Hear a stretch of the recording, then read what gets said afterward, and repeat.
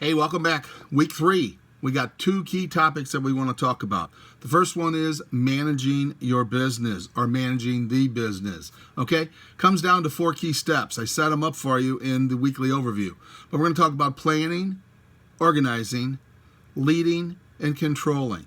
Okay? So when we think in terms of planning, the key point of the planning process is to do what? Set those key business objectives. Okay, what is it that we want the business to do? We can't just say, hey, let's sell more, let's make more, let's be better. We need to be specific with those objectives because the objectives start at the top and they have to function down, roll down to everybody in the organization. Doesn't matter if you are an admin person, or you're a salesperson, or you're a manufacturing person, or you're a manager, or you're a team leader, or you're an executive. You have to have a clear understanding of what is it the company is trying to achieve. So let's just use sales as an example. So everybody knows what a widget is. Okay, it's that mythical product. So let's just say that our objective this year is to sell more widgets than we did last year. So last year, let's say that we sold 1 million widgets. So the boss comes in and says, hey, real simple this year. I want you to sell more widgets this year than we did last year. Well, at the end of the year, we've sold 1,000,001 widgets. We should be ecstatic. The boss might come in and say, hey, wait a minute, you only sold 1 more than you did last year. I'm not so sure that's doing what we suggested. Well, that's why when we talk about business objectives, we have to be very specific. So we might say something along the lines of, for 2020, because we'd be doing our planning for 2020, we're in 2019. But for 2020, we might say something along the lines of, we want to increase widget sales by 10%. And we want to do that basically with across the board, each quarter, we'd like to increase 2.5%. And we're going to do that by having promotions, doing pricing strategies, doing different advertising activities. So we're going to put all that together because the objectives are what drive the business. Then what happens is everybody on the team, everybody in the company needs to say, okay, here's how I can contribute to that objective. And guess what? If you can't contribute to that objective, you might have a little bit of a challenge. Next up, we're going to talk about how do we organize our company. Well, there's some key things that have to happen. Okay, we've got to talk in terms of the training. What kind of training do we need to make sure that all of our employees can get their jobs done? What type of resources are available? Okay, and that could be things like technology, could be things like new tools to help you do your job, could be things like people that can help you with either mentoring, observing your behavior, making sure that you are doing the right thing. It's not somebody that's looking to get rid of your job.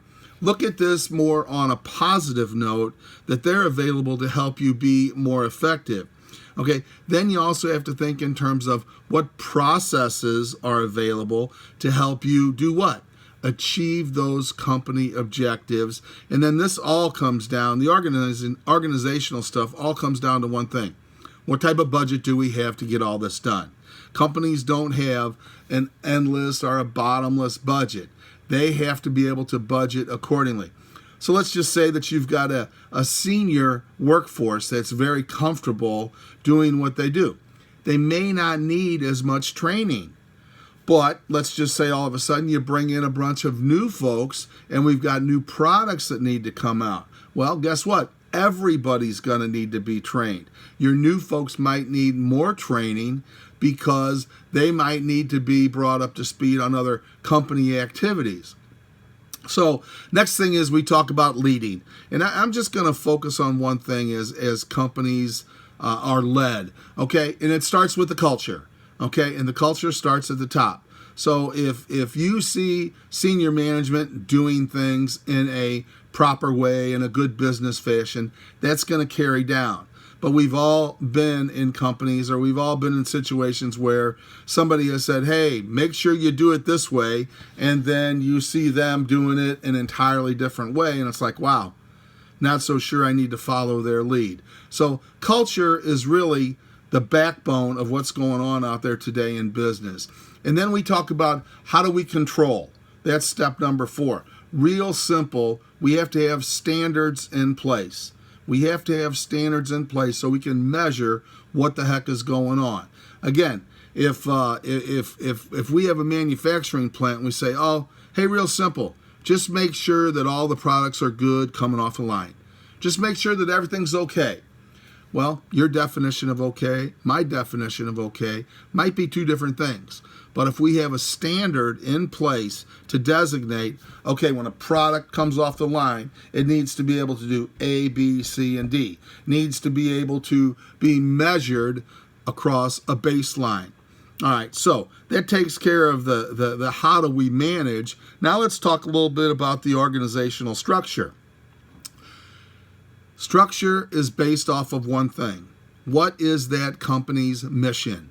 Okay, what is the company mission? And we know that the mission is, for lack of a better term, the mission is, what do we do on a daily basis? What do we do on a daily? Now there's a big difference between mission and vision. Mission is what we do on a daily basis within the company. Vision is, what are we striving for? Now, our organizational structure also comes from the strategy of the company. What do we want to do? Okay, and strategy is long-term. Okay, strategy is that long-term activity. So you can see the mission tells us what we do on a daily basis. The strategy dictates how we're going to get to executing our mission and ultimately getting to be our vision. So now let's take it down kind of to street level with what you folks need to concern yourself with, and that's the organizational structure. Now there's a bunch of different ways, but one of the most common ways, and probably the one that you're associated with, is what we would call functional, okay? Meaning that you've got a group of folks that are in one department. Okay, let's say they're in the sales department. All right, so they all are set up to be salespeople, so they're all in the same group. Now, you can also set it up by product. Okay, so if we have a product, if we have multiple products for our company, and just think in terms of everybody that works on product A, you're part of one team. If you work on product B, you're part of that team. Okay, we can also think in terms of an organizational setup by processes. So everybody that does this particular process, you're part of a specific team. Another way that organizations are set up by is, what customer do you deal with? Okay, what customer do you deal with? Think in terms of a lot of your internet companies are set up that way.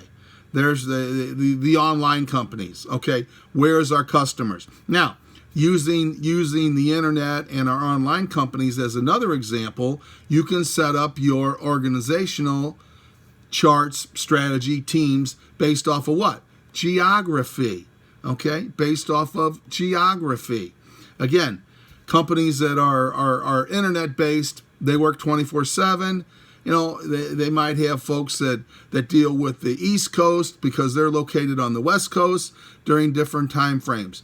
Now, the other thing that happens in a lot of cases is we have a combination of these. We have a combination of these organizational tactics, organizational setups to make sure that everybody is getting covered. Now, in our little weekly update, we talked about the virtual organizational chart, and that's going to become more commonplace as what? One thing kicks in, technology.